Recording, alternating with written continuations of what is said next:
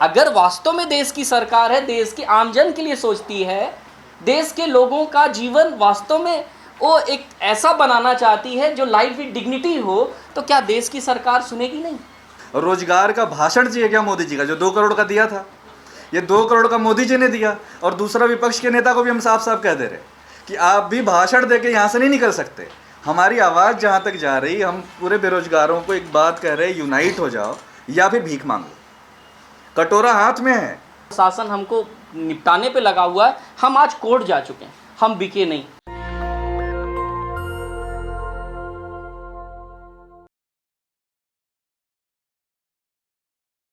हो रहा है, जाति पे पोलराइजेशन है, फिर उसके बाद भी उसमें ये लोग जो है पैसा पे हमारा वोट खरीदते हैं। 2000 रुपया औसत रेट लगा दिया है हिंदुस्तान में, 2000 रुपये में वोट, फिर उसके साथ एक शराब की बोतल। तो अब हम ये कह रहे हैं कि भाई हम जो है रोजगार कानून पे करेंगे बात। वोटर जो है ना, क्योंकि इनको बात करना पड़ेगा, नहीं करेंगे तो ये हारेंगे चुनाव, चाहे कोई भी हो। ये जनता को तय करना है। और हमने ये बात कही कि वोट का, रोजगार का मतलब, एक रोजगार का मतलब आश्वासन से बिल्कुल भी नहीं है, कानून से है। आप करिए मत करिए, इग्नोर कर दीजिए। आप कह रहे हैं ना नहीं करेंगे, हम 500 मीटर की दूरी पे हैं शायद यहाँ से, संसद से, और हम लोग देश की सबसे बड़ी प्रेस क्लब ऑफ इंडिया में बैठे हुए, जो कि यहाँ से हालांकि हमारे जो यूट्यूबर साथी, पत्रकार साथी हैं, जहाँ तक भी बात जाए, पर ये बात बहुत मजबूत है। ये बात बेरोजगारों की है, बेरोजगार इन्हें मजबूर करेंगे।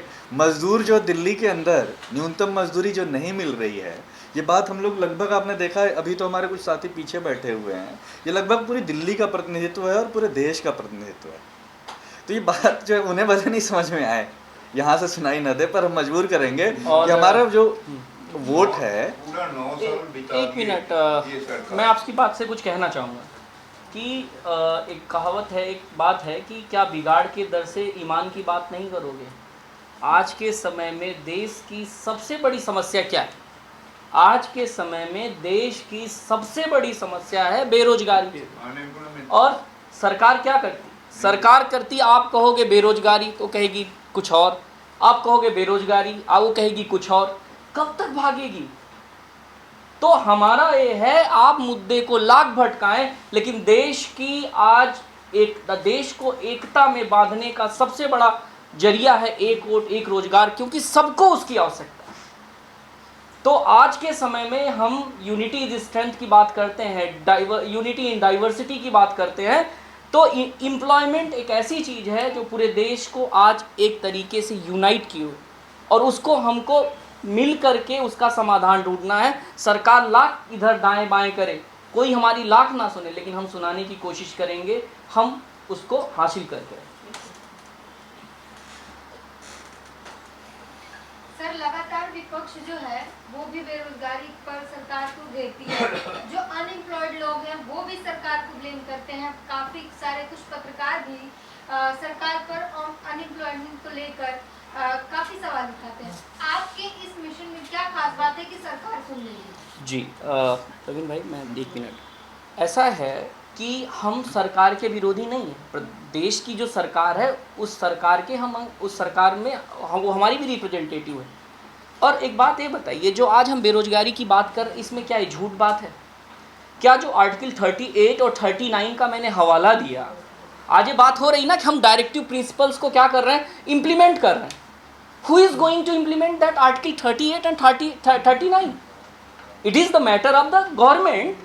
If they are not listening to us, then we are supposed to tell them ना। तो वही तो बात हम कर रहे हैं, इसमें विरोध की बात ही नहीं है। हम वो लोग नहीं हैं, हम अपनी बात को मनवाना चाहते हैं अपने देश की सरकार से, अपने प्रधानमंत्री से।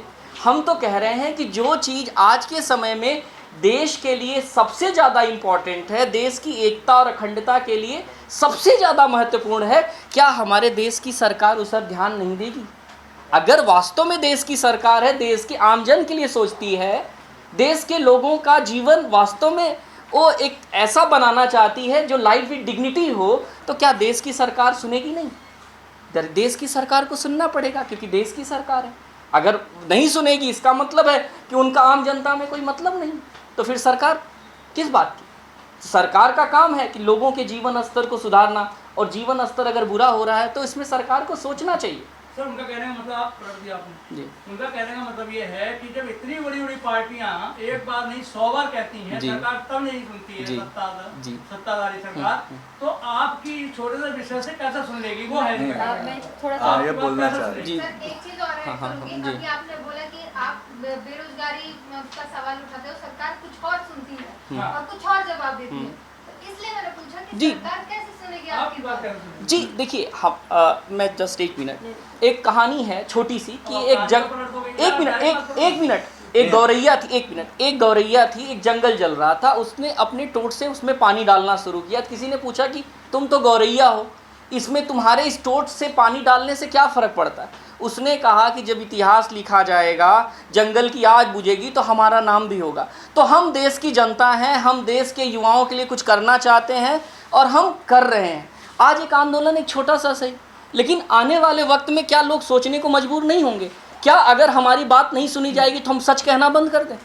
क्या आप बताइए, आप तो मीडिया के लोग हैं, आपकी बात अगर नहीं सुनी जाती तो आप कोई बात लिखते नहीं हो। तो हमारा यही कहना है। ये कुछ कह रहे हैं। बहन जी कुछ कहना चाहते हैं। सिर्फ इतना ही कहना चाह रही हूँ, विपक्ष चाहे कितना भी जोड़, विपक्ष और राजनीतिक दलों में कोई फर्क नहीं हो, दोनों आपस में भिड़ते रहें, इससे कोई फर्क नहीं पड़ता। बेसिकली ये जनता का आंदोलन है। जब जनता सामने आएगी, जो वोटर सामने आएगा, तब तो सुनना ही पड़ेगा। ये हमारा सिर्फ है। देखिए, मैं जोड़ रहा हूँ बात को। आपका प्रश्न सही था। सवाल ये आप ये कह रहे इतने बड़े बड़े राजनीतिक दल, पर बनाने वाले हम ही लोग हैं ना। वही से तो हम लोग, जनता ही तो नहीं सुनती। हाँ, तो अभी हमने ये बात कही है कि एक वोट के बदले हम एक रोजगार का कानून मांग रहे हैं। अब नरेंद्र मोदी जी बनारस में चुनाव लड़ेंगे। मेरा घर है गाजीपुर, मैं बताता हूँ आपसे, आधी आबादी बनारस की बेरोजगार है। मोदी जी को हम लोग यहाँ से अपील कर रहे हैं और वहाँ करीब 12 से 15 लाख वोट है, 7 लाख वोट बेरोजगार है बनारस में। अब हम ये कह रहे हैं कि उन बेरोजगारों से ये सवाल है कि क्या आपको रोजगार चाहिए कि नहीं चाहिए, और रोजगार का भाषण चाहिए क्या मोदी जी का, जो 2 करोड़ का दिया था, ये 2 करोड़ का मोदी जी ने दिया। और दूसरा, विपक्ष के नेता को भी हम साफ साफ कह दे रहे कि आप भी भाषण दे के यहाँ से नहीं निकल सकते। हमारी आवाज़ जहाँ तक जा रही, हम पूरे बेरोजगारों को एक बात कह रहे हैं, यूनाइट हो जाओ या फिर भीख मांगो। कटोरा हाथ में है ना। अभी सभी लोगों को आईटी सेल में लगा दिया है। बच्चे जो है यूट्यूब चैनल बना रहे हैं कि यहाँ से कुछ कमाई आ जाएगी। ये सवाल उन तमाम नौजवानों से है कि या तो कटोरा हाथ में ले लो या रोजगार कानून बनवा लो, नहीं तो 75 साल में नहीं हुआ। ये बात अभी हमें मजबूती से कहनी है। आप उन छोटे छोटे मजदूरों तक कैसे पहुंचेंगे जो 2000 रुपए लेकर सर, वोट एक देते हैं? मिनट। आप जो ये एक वोट एक रोजगार की जो आप बात कर रहे हैं, सबका कहने का मतलब मैं जहाँ तक समझ पाया हूँ कि ये जो इम्प्लीमेंटेशन है इसका, नीचे जो जन आंदोलन चलाने का है, वो कैसे आप इसको जन आंदोलन बनाएंगे? देखिए, छोटे लेवल पे बिल्कुल हमने इसे छोटे लेवल से ही शुरू किया। हमने भलसवा से शुरू किया, जो सबसे जो किनारे है दिल्ली का, बस्ती, जहाँ कूड़े का पहाड़ है, मतलब शुद्ध पीने का पानी नहीं, वहाँ से शुरू किया और करीब ठीक ठाक लोगों ने उसको समर्थन दिया। अभी हम लोग दिल्ली के लगभग क्षेत्र के लोग हैं, दिल्ली की सिविल सोसाइटी है ये हो सकता है कोई इसमें बीजेपी का भी वोट दिया होगा, कोई आप पार्टी को वोट दिया होगा, किसी ने कांग्रेस को वोट दिया होगा। अभी हमारा एक सवाल पे हम लोग सब कॉमन हो चुके हैं कि दिल्ली में जो न्यूनतम मजदूरी है, आप जो बात कह रहे हैं ना, मजदूर को ही हम समझा रहे हैं कि वो 2000 रुपये पे लेके वोट दे लेता है। हम ये कह रहे हैं कि 2000 पे वोट एक ही बार देगा ना, 5 साल में एक बार वोट देना है, ठीक, लेकिन जो उसकी मजदूरी हर महीने 10,000 कम मिलती है, उसका घाटा है। अगर उसे न्यूनतम मजदूरी की गारंटी वाला मैकेनिज्म हम लोग अगर एक साथ खड़े हो जाएं तो बन जाएगा। उसे हर महीने 20,000 मिलेगा, उसके बच्चे को भी 20,000 मिलेगा। अगर रोजगार कानून बन गया तो 20,000, अगर 4 वोटर है तो 80,000 रुपये बना, अगर 5 वोटर है तो 1 लाख बना। इस हिसाब से वो जोड़ ले कि 2,000 रुपये चाहिए, 1 लाख रुपये चाहिए, 5 वोटर है ना घर में, तो हिसाब जोड़ ले। अगर वो हिसाब नहीं जोड़ेगा तो 2,000 रुपये का उसे कम से कम 98,000 का घाटा होगा अगर 5 लोग हैं तो। यही तो आप समझाना चाह रहे हैं ना कि 2000, तो हम कह रहे हैं कि आप अपना तो हम यही समझा रहे हैं लोगों को कि भाई आप अगर वोट जो है 2000 में देंगे तो 5 साल में एक बार मिलेगा, सिर्फ एक बार। और अरविंद केजरीवाल जी की जो सरकार है उनको भी हम कह रहे हैं कि आप जो बिजली पानी पे दे रहे, बिजली पानी हमारा हक है, वो मिलना चाहिए सस्ते दर पे एक बार, लेकिन हमारा न्यूनतम मजदूरी अगर आप नहीं देंगे गारंटी, हर महीने हमारे 10,000 का डाका है। तो यहाँ पे हम लोगों को ये समझा रहे हैं कि वो अगर हम हिसाब जोड़ लें तो 1500 का बिजली पानी का वैल्यू होता है, और उसको अगर 12 महीने में आप जोड़ लें, फिर 5 साल में जोड़ लें, और हमारी जो मजदूरी है 20,000 रुपये की, उससे जोड़ लें अगर 5 साल भर का, तो कितना बनता है, और 5 साल में कितना बनता है। तो हमारी वोट की वैल्यू जो है न्यूनतम मजदूरी के हिसाब से अगर आप मल्टीप्लाई करें, तो एक वोट की मजदूरी अगर वो स्किल्ड लेबर है तो 20,000 रुपये महीने के हिसाब से 12 दूना 24 मतलब 2,40,000 रुपये एक वोट की वैल्यू एक साल की है ना। एक साल की वैल्यू 2,40,000 हमारे वोट की, और 5 साल की हमारे वोट की वैल्यू होती है 2,40,000 मल्टीप्लाइड बाई 5 कितना हुआ, 12 लाख करीब, 12 लाख हमारी 5 साल की कीमत है वोट की। तो अब 12 लाख रुपए में हम अगर रोजगार का कानून लेते तो 12 लाख रुपए बनता है 5 साल में, और अगर हम इनके हिसाब से चलते तो हमें 2,000 बनता है 5 साल में एक बार। तो इसलिए यहाँ पे मजदूर एक साथ खड़ा होगा, यहाँ पे हमारा बेरोजगार भाई एक साथ खड़ा होगा, क्योंकि न्यूनतम मजदूरी के हिसाब से भी उसे मिला ना, तो घर चला लेगा। और एक बात इनकी बात से मैं जोड़ना चाहूँगा कि हमारी 25 तारीख को ND तिवारी भवन में एक मीटिंग थी, उसमें एक क्रॉस द सेक्शन लोग थे, और उसमें यही बात उठ के आ रही थी, उसमें आइडियोलॉजिकल डिवीज़न था ही नहीं, और उस पे लोग अभी जो ग्रुप हमारा बना है उस पे लोग अपने एक वोट एक रोज़गार को सपोर्ट करने के लिए दे रहे हैं। अब मैं आपको एक फ़ोटो दिखाना चाहूँगा, देख रहे हैं, इस तरीके से कोई महिला है, सब लोग अपनी अपनी चीज़ों को एक वोट एक रोज़गार करके हैशटैग कर रहे हैं, दे रहे हैं। मतलब इसका यही क्लियर कट है कि लोगों को रोज़गार चाहिए, चाहे उनकी विचारधारा कुछ भी हो, चाहे उनकी जाति कुछ भी हो, उनका धर्म कुछ भी हो, मजहब कुछ भी हो, वो मैटर नहीं कर रहा। उनके लिए आज के समय में रोज़गार बहुत ज़रूरी सवाल बन गया है। तो इस चीज़ को भी आपको समझना पड़ेगा, और जनता को हमको इस बात बतानी पड़ेगी कि भाई आप 5,000 में बिकना चाहते हो, आप 20,000 में करना चाहते हो, अपने आप को सौदा करना चाहते हो, या आप अपने डिग्निटी, लाइफ विद डिग्निटी के लिए आप एक बड़े समय में आप रोज़गार चाहते हो।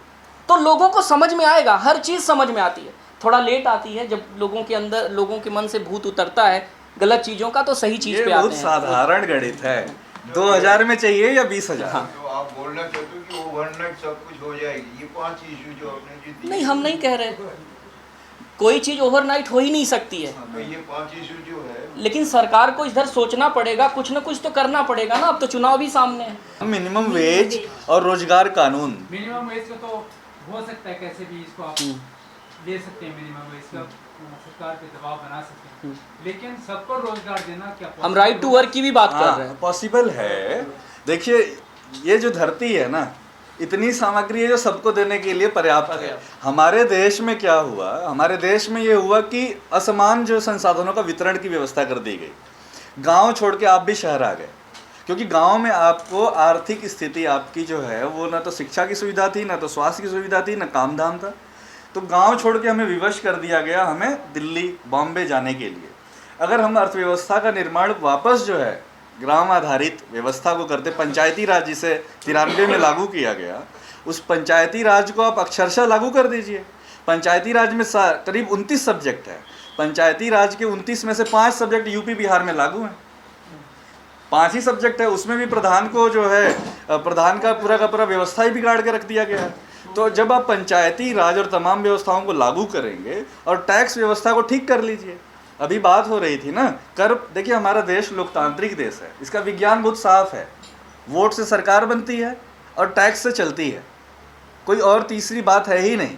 टैक्स जो है वो हमारी आय है, टैक्स आप हमसे ले रहे GST कितना ले लेंगे, 5 पैसा, चाय बिस्किट खाएंगे, रोटी खाएंगे, कितना ले लेंगे, शर्ट पैंट खरीदेंगे, इतना ही तो।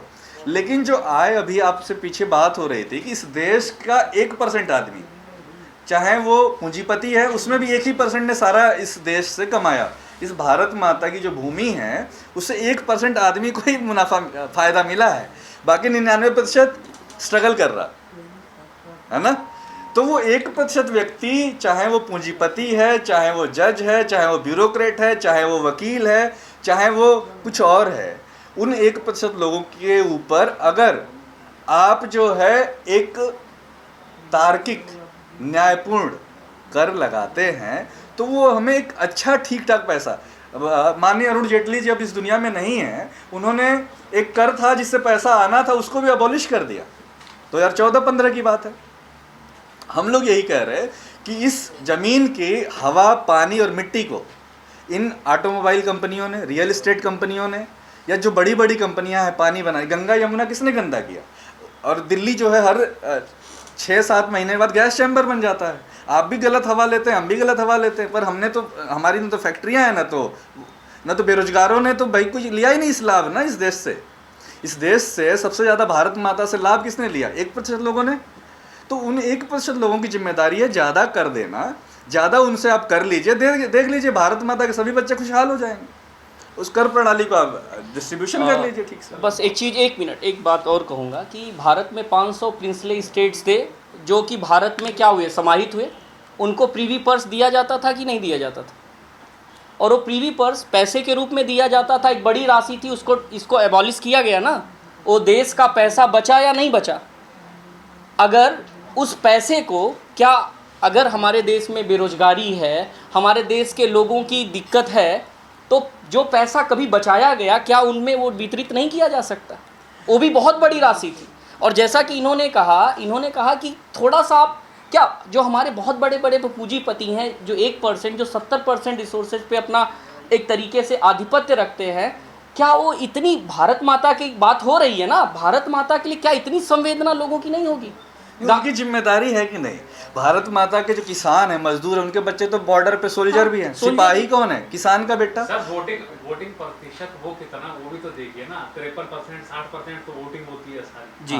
तो सारा का सारा ब्लेम आपके पॉलिटिकल पार्टियों पे और उन्हीं पे नहीं डाल सकते। जनता की तो जिम्मेदारी है जागरूक हो। नहीं वो ठीक है, बिल्कुल आपकी बात तो सही है। अभी इस बात से जाएगा क्योंकि निराश हो गया था ना। पार्टियां हमारे ऊपर तो उम्मीदवार देखिए, थोपती हैं ना। वर्तमान लोग उम्मीदवार वो होते नहीं, पार्टियों के उम्मीदवार होते हैं हमारे ऊपर। इस चीज को वहीं से ये सारा हाँ एड्रेस कुछ करेंगे आप। आपका क्वेश्चन जो है ना वो वैलिड है, उसको मैं एड्रेस करता हूँ कैसे। ये इकोनॉमिक्स का क्वेश्चन है एक्चुअली, और ये बात सच है, सब लोग जानते हैं कि बहुत कम लोग वोट देने जाते हैं। बट क्या सरकार किसी को छोड़ती है टैक्स लेने से?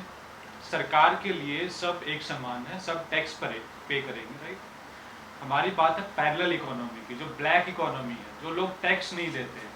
सब लोग भारत माता की जय बोलते हैं, बट भारत माता को बचाने के लिए, या भारत माता के जो सपूत हैं उनको बचाने के लिए कितने लोग टैक्स नहीं देते हैं? तो हमें ऐसे लोगों को आइडेंटिफाई करने की जरूरत है, जिससे कि क्यों ना हम एक भारत माता कर लगाएं, सब लोग भारत माता की जय भी बोलें और भारत माता के नाम पे टैक्स भी दें। और सब लोग नहीं, इसमें ये भी मैं अभी क्लियर करूंगा थोड़ा इनसे कि जो 1% लोग हैं जिनकी 70%, मैं इस बात को दोहराता हूं कि मैं सबकी बात नहीं करता। लोग डायरेक्टली, अभी इनडायरेक्ट टैक्स वो आदमी भी देता है जिसकी खाने की क्षमता भी नहीं है। रोटी पे टैक्स लग रहा है, पाउडर, अगर कपड़े धुलने का पाउडर ले रहा है, खाने हर चीज़ पे दे रहा है। तो उसमें भी थोड़ा सा हमको रेशनलाइज होना पड़ेगा। दूसरी बात, ब्लैक मनी, मोदी जी 2014 में क्या कह के आए थे कि काले धन आएंगे, और उन्होंने इस बात को क्लियरली कहा भी था कि अगर जितना काला धन विदेशों में है अगर वो वापस आ जाए तो एक एक आदमी, उसमें बेरोजगार भी है, रोजगार वाला भी है, हर आदमी को 15-15 लाख रुपए मिल जाएंगे।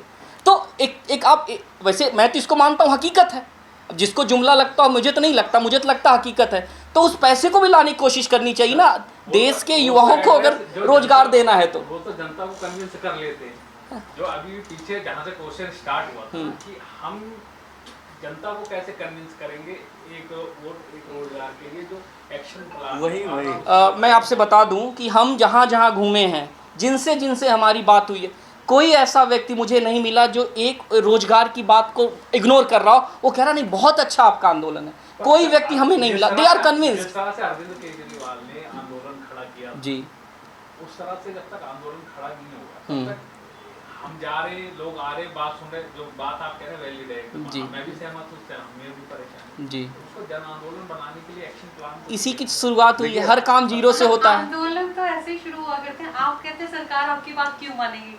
देखिए, अगर हम सरकार की वही धर्म वाली नीतियों पे आ जाएं तो सरकार हमारे साथ है। हम कुछ अलग करना चाहते हैं, इसीलिए तो हम मुट्ठी भर लोग आंदोलन कर रहे हैं ना।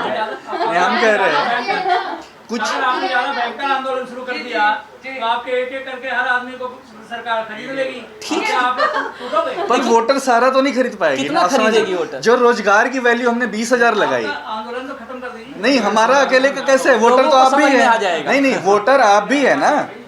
वोट की आपकी भी वैल्यू, आपके गांव में वोटर तो नहीं बिक जाएगा। सबकी 20,000 अगर न्यूनतम वैल्यू हो गई मजदूरी की, हर महीने की, न्यूनतम मजदूरी के साथ हम लोग इसको जोड़ रहे हैं ना। रोजगार का मतलब ये नहीं कि 5,000 रुपया कितना दे लेंगे, वोट के समय 2,000 से 5,000 रुपये देते हैं, या शराब की बोतल। सर ये तो ठीक है, हमारी जनता के अंदर एकता पैदा करना। हाँ तो वही तो बात। मैं बता दूं आपसे कि आज के जनता केवल आपकी बात नहीं मानेगी। थोड़ा ऐसा है, मैं एक बात लास्ट में कहूँगा, आज के समय पे पूरे देश में अगर सबसे ज़्यादा एकत्रित करने का अगर कोई मुद्दा है तो रोज़गार का मुद्दा है। मैं इसको पूरे होशो हवास में पूरी जिम्मेदारी के साथ कहता हूँ। आप में से बहुत लोग मेरी बातों से सहमत होंगे, मैक्सिमम होंगे, और कुछ लोग हो सकता ना हो, या अपनी बातों से, देखिए आप मीडिया पर्सन हैं, आप कुछ ट्विस्ट करके ज़रूर सवाल पूछेंगे, लेकिन मैं कह रहा हूँ, मैं कन्विंस्ड हूँ, being a student of political science, जो राजनीति, और मैं एक एक्टिविस्ट भी हूँ, रूट लेवल पे देख रहा हूँ, और एक ग्राउंड के एक स्लम से लेके एक यूनिवर्सिटीज़ में और एक बड़ी बड़ी सोसाइटी, हर जगह मैं देख रहा हूँ। तो मुझे लगता है, मैं आपको एक बात जोड़ना चाहूँगा। हाँ बोलो। देखो मुझे नहीं पता ये बात सत्युग की है, त्रेतायुग की है, कब की है, कि वो कहते हैं ना कि भूखे पेट भजन ना हो गोपाला। जिस दिन लोगों को ये बात समझ आ जाएगी, उन लोगों को समझ आ गई थी, जिस दिन ये वो एक कलयुग तो इंसान है, इसको जल्दी समझ आएगी कि अपने राइट्स की बात, अपने रोजगार की बात, जिससे उसकी इनकम होगी, जिससे उसका घर परिवार सुखी तरीके से चलेगा। कि अगर उसको सिर्फ भूखे पेट भजन कीर्तन करवाते रहेंगे तो उसको पता कि नहीं चलने वाला। तो हम स्वाधीनता में रहे, देश का मैं एक बात बता रहा, फिर भी मैं लेकिन यही देश डू और डाई किया ना। सुनिए, नहीं एक मिनट भैया सुनिए, अब हम आखिरी मैं बता रहा हूँ आपको। देखिए हम सारे लोग जो है किसी किसी इलाके में ठीक ठाक काम करते हैं, ठीक है ना, और ये दिल्ली विश्वविद्यालय में एडहॉक के लड़ाई लड़ते हैं, करीब 5,000 लोगों की लड़ाई लड़ते हैं, और वहाँ से हम बात 5,000 से दिल्ली यूनिवर्सिटी में लेके जा रहे हैं, ठीक है। हमारे बीच में जवाहरलाल नेहरू विश्वविद्यालय के जो अभी साथी हैं जो पढ़ाते थे, अभी PhD भी कर रहे हैं, हाँ, तो हम लोग जवाहरलाल नेहरू विश्वविद्यालय में लेके जा रहे हैं। आप जो है उत्तराखंड से हैं, और उत्तराखंड के अलावा दिल्ली के 20 साल से जो है पूरा भलसवा का रिहेबिलिटेशन सेंटर इन्होंने करवाया है। इनका बहुत बड़ा एक स्पेस है। ये भी काम, माही दीदी जो है एक इलाके में मजबूत काम कर रही हैं, टैगोर गार्डन और उसके। तो आपके सामने एक मिनी, हमारे पीछे जो शशांक भाई हैं जो नजफगढ़ से हैं, और मंजीत भाई, हाँ ये है शशांक भाई जो कि एजुकेशन में कर रहे हैं, और एजुकेशन में भी इस चीज का बड़ा इम्पैक्ट पड़ता है। हाँ तो मैं आपको रोजगार ही नहीं होगा ना, तो एजुकेशन कहाँ से होगी? सर हम भी आपके साथ हैं, हमने भी अपने एक मिनट बस सुन के जाइएगा, थोड़ा सुन लीजिए, ये बताना 100% सुन मतदान भाई, के लिए चला रखा। थोड़ा सुन लीजिए, सुन लीजिए। हम ये बता रहे थे कि अभी आपके सामने मिनी दिल्ली बैठी हुई है, ठीक है, और हम ये लोग EWS पे और एजुकेशन पे जो काम कर रहे हैं, करीब इनकी हजारों लोगों में इनका काम है वहाँ नजफगढ़ के इलाके में। हमारे बीच में आदित्य भाई है, ये चांदनी चौक इलाके से हैं। तो ये कोई एक इलाके का एक व्यक्ति एक क्षेत्र से नहीं है। यहाँ आपको और बहुत सारे साथी यहाँ आए नहीं हैं, मिनी इंडिया भी मिलेगा आपको दिल्ली तो लगभग यहाँ पे है, ठीक है, ऑलमोस्ट दिल्ली के चारों कोने। आप जो है ओखला की तरफ से हैं चांद भाई, ठीक है, तो आप सोचिए दिल्ली का लगभग क्षेत्र आपको दिख गया। और हम आपको थोड़े समय में, ये विंटर सेशन शुरू होने वाला, आप चले गए, वो सवाल कर रहे थे विंटर सेशन में ये सुनाई देगा कि नहीं। मानसून सेशन इनका बिना रोजगार कानून के नहीं होने देंगे। बिना दिल्ली में आधा आबादी जो है ना, न्यूनतम मजदूरी नहीं मिल रहा है, ठीक है ना, न्यूनतम मजदूरी दिल्ली की आधी आबादी को नहीं मिल रहा, और रोज बच्चे जो है ना दूर दूर के दिल्ली आने को विवश हैं बिना बेरोजगारी पे। हम लोग भी उसी अवस्था में यहाँ पहुँचे, आप लोग भी किसी किसी अवस्था में पहुँचे होंगे। अगर हमारी बात ठीक है, अगर हमारी बात में थोड़ी भी संवेदना है तो ये बात चलेगी। एक मिनट बस लास्ट, भाई साहब ने जो बात कही है, आपने कहा कोई भी खरीद लेंगे, एक मिनट भाई साहब मैं बता दूं, मैं दिल्ली विश्वविद्यालय में पिछले 4 सालों से एडहॉक की लड़ाई लड़ रहा हूँ, एब्जॉर्प्शन आंदोलन की लड़ रहा हूँ। ये आंदोलन मैंने नहीं शुरू किया था, कुछ लोगों ने शुरू किया था। आपकी बात बिल्कुल सही है, बिक जाते हैं आंदोलन में लोग, कुछ लोग बिक गए, लेकिन आपसे बता दूं उस आंदोलन में आज तक हम उसी तरह अडिग खड़े हैं। जब लगा प्रशासन हमको निपटाने पे लगा हुआ है, हम आज कोर्ट जा चुके हैं, हम बिके नहीं। तो हो सकता हम बिक जाए कल को इस आंदोलन में, लेकिन कोई ना कोई व्यक्ति होगा जो खड़ा होगा। जब तक एक समझिए, एक वोट की बात है। नेशनल दस्तक की आपसे गुजारिश है कि अगर इसको बचाना चाहते हैं तो नेशनल दस्तक को सब्सक्राइब करने के लिए रेड कलर के सब्सक्राइब बटन को दबाएं, फिर बेल आइकन की घंटी दबाएं। नेशनल दस्तक को बचाने के लिए बहुत जरूरी है कि हर खबर को शेयर करें, लाइक करें, कमेंट जरूर करें।